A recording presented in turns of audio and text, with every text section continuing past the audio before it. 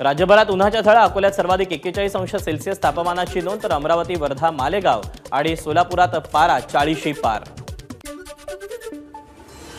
येत्या 2 दिवसात कोकण आणखी तापमान. 26 ते 27 मार्च दरम्यान कोकणातील काही भागात उष्ण आणि दमट परिस्थिती राहील, तर एप्रिल महिन्यात मुंबईतली आर्द्रता आणखी वाढणार. उजनी धरणात वजा 36% पाणीसाठा शिल्लक. यंदा उजनी धरण इतिहासातील नीचांकी पातळी गाठण्याची शक्यता. सध्या धरणाच्या जलाशयातील पाणी मिळवण्यासाठी शेतकऱ्यांची धडपड. नाशिकच्या सटाणा तालुक्यात सर्वत्र अत्यल्प पाऊस झाल्याने बहुतांश विहिरींनी तळ गाठला. सटाणा तालुक्यातील 24 गावं वाड्या वस्त्यांना 23 टँकरद्वारे पाणी पुरवठा, तर 4 गावांना वर्षभर टँकरनं पाणी पुरवठा करावा लागतोय. अवकाळी पावसामुळे भंडाऱ्याच्या पवनी तालुक्यातील वाही गावात प्रचंड नुकसान. अनेकांच्या घरांवरील आणि गोठ्यावरील छत उडाले. काही ठिकाणी झाडं उन्मळून पडली, तर अनेकांच्या घरात पाणीही शिरलं.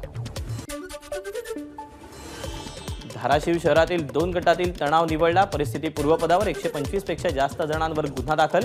3घांना अटक. दगडफेकीच्या घटनेत अनेक वाहनांचं, दुकानांचं नुकसान, तर 4 ते 5 जण जखमी झाल्याची माहिती.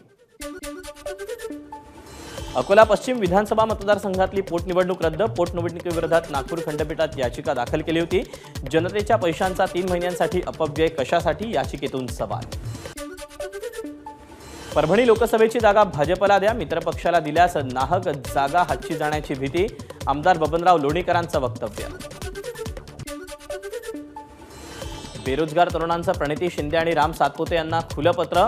नोकरी का नाही, टॅक्स नोटीस वेळेवर मिळते पण पाणी का नाही, शिक्षणाच्या नावे तरुणांना एकत्र करण्याचा प्रयत्न का नाही, कारण तुम्ही सत्तेचा सारीपाट वाटून घेतलाय. तरुणांचे प्रणिती आणि सातपुतेंना प्रश्न. बीड लोकसभा निवडणुकीच्या पार्श्वभूमीवर ज्योती मेटेंनी घेतली पदाधिकाऱ्यांची भेट. 2 दिवसात ज्योती मेटे निर्णय घेण्याची शक्यता. मेटेंनी लोकसभा लढवण्यासाठी कार्यकर्ते आग्रही. नाशिकच्या दिंडोरी लोकसभा मतदारसंघामध्ये भिल्ल समाजाला प्रतिनिधित्व द्यावं. भिल्ल समाज बांधवांची मागणी. कळवणमध्ये भिल्ल समाजातील प्रमुखांची बैठक संपन्न. कोल्हापुरात शाहू महाराजांकडून प्रचाराला सुरुवात. प्रत्येक गावामध्ये जाऊन शाहू महाराजांचा नागरिकांशी संवाद. परभणीच्या जागेवरील दावा आम्ही सोडलेला नाही. परभणीचे राजेश विटेकर आजच्या बैठकीला उपस्थित. विजय शिवतारेंना रुग्णालयात भरती करण्याची गरज. अमोल मिटकरींची विजय शिवतारेंवर टीका. गडचिरोलीत काँग्रेसला आणखी एक धक्का. गडचिरोलीत काँग्रेसचे नेते डॉक्टर नामदेव उसंडी यांचा पक्षपदाचा राजीनामा. गडचिरोली चिमरूड क्षेत्रातून उमेदवारी न मिळाल्यानं नाराजी. उद्योगमंत्री उदय सामंत यांच्या उपस्थितीत कुडाळमध्ये शुक्रवारी झालेल्या कार्यकर्ता मेळाव्यात पदाधिकाऱ्यांमध्ये वाद. Video viral. अमरावती लोकसभा मतदारसंघाचे उमेदवार बळवंत वानखेडेंनी प्रचाराचा नारळ फोडला. अमरावतीच्या अंबादेवी आणि एकविरा देवीची महाआरती करून प्रचाराला सुरुवात. विशेष बाब म्हणून होळीसाठी सुरू करण्यात आलेल्या नागपूर मडगाव जंक्शन नागपूर या 20 साप्ताहिक विशेष गाड्यांची सेवा आता 9 जूनपर्यंत सुरू राहणार.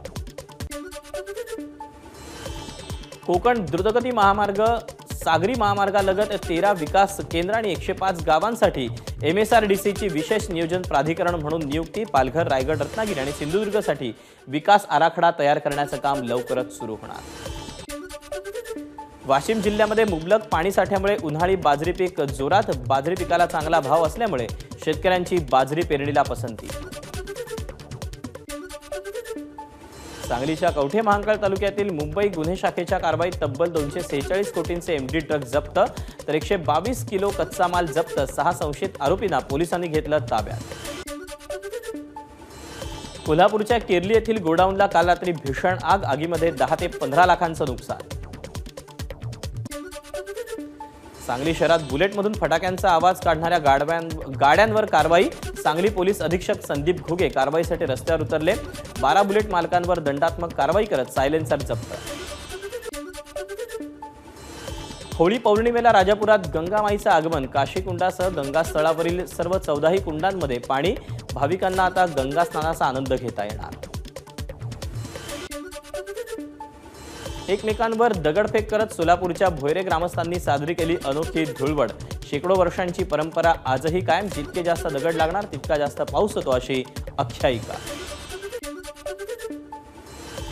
रायगडच्या महाड तालुक्यातील गोंडाळे देऊळकोंड इथे रेडीमिक्स कॉन्क्रीट ट्रक उलटल्यानं एका कामगाराचा मृत्यू. सिमेंट कॉन्क्रीटचा बंधारा बांधण्याचं काम सुरू असताना अचानक कॉन्क्रीट मिक्सर ट्रक उलटला.